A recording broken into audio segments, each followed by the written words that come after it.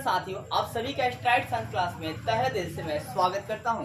आज हम आपको बताने वाले हैं शराब को कैसे बनाया जाता है।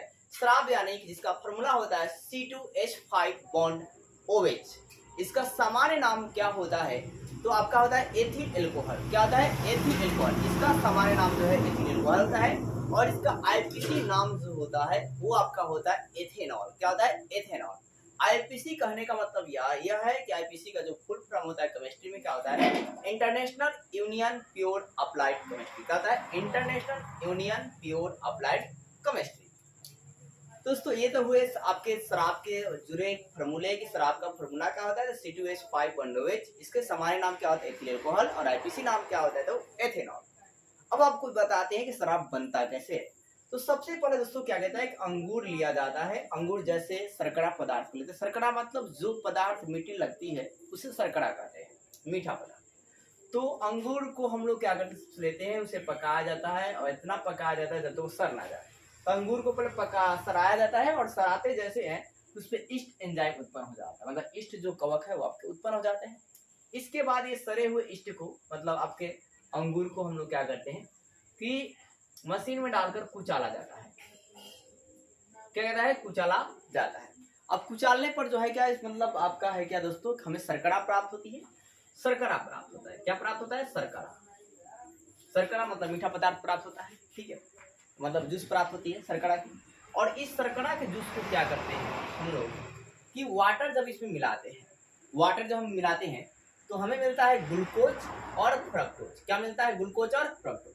और इसी ग्लूकोज से है क्या कि जाइमेज उत्प्रेरक की उपस्थिति में जब रिएक्शन करवाते हैं तो हमें मिल जाता है एथेनॉल यानी कि शराब। C2H5 bond. तो शराब कैसे बनता है? सबसे पहले दोस्तों अंगूर को लिया जाता है, उसे सराया जाता है।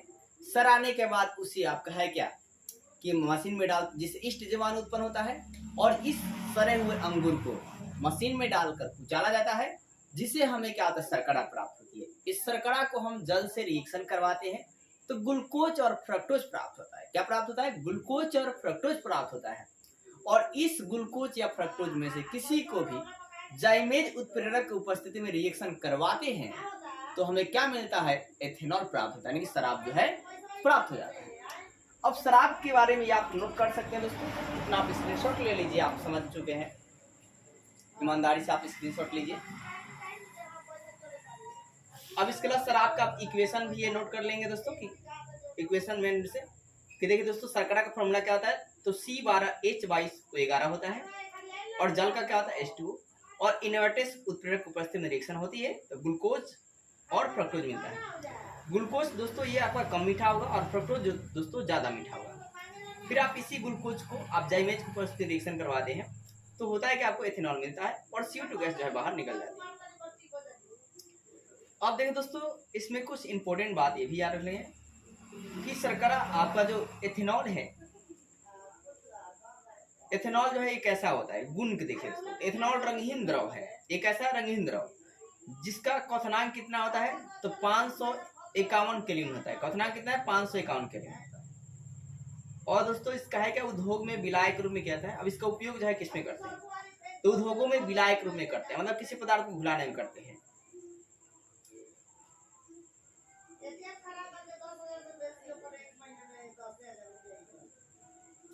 इसके अलावा दोस्तों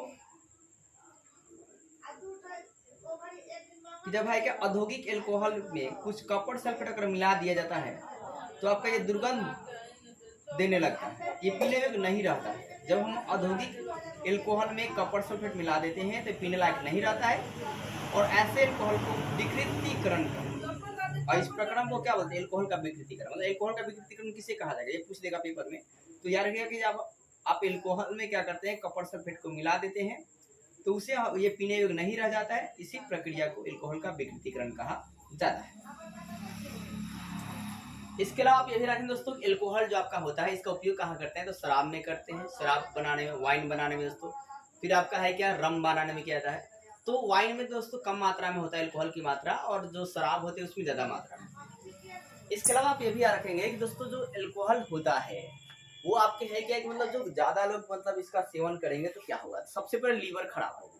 ठीक है, लीवर खराब होता है। दूसरी बात उनकी बीपी की बीमारी हो जाती है, मतलब बीपी क्या होता है, बढ़ जाता है। तीसरी बात चिड़चिड़ापन आती है, क्या आती है, चिड़चिड़ापन आती है जो शराब पीते हैं, ज्यादा सेवन करते हैं। आप देखिए जल्दी गुस्सा हो जाते हैं शराब पीने वाले। चौथी बात, आंख उनकी क्या होती है, खराब होने की ज्यादातर संभावना होती है। तो ये रहे आपके शराब के जो है दुष्परिणाम, कि शराब के दुष्परिणाम क्या है, बैड इफेक्ट क्या है, ये सारे। और शराब को दोस्तों ज्यादा मतलब अगर कोई पीता है भी तो उसे ज्यादा मात्रा में नहीं लेना चाहिए, बहुत कम मात्रा में सेवन जो है करनी चाहिए।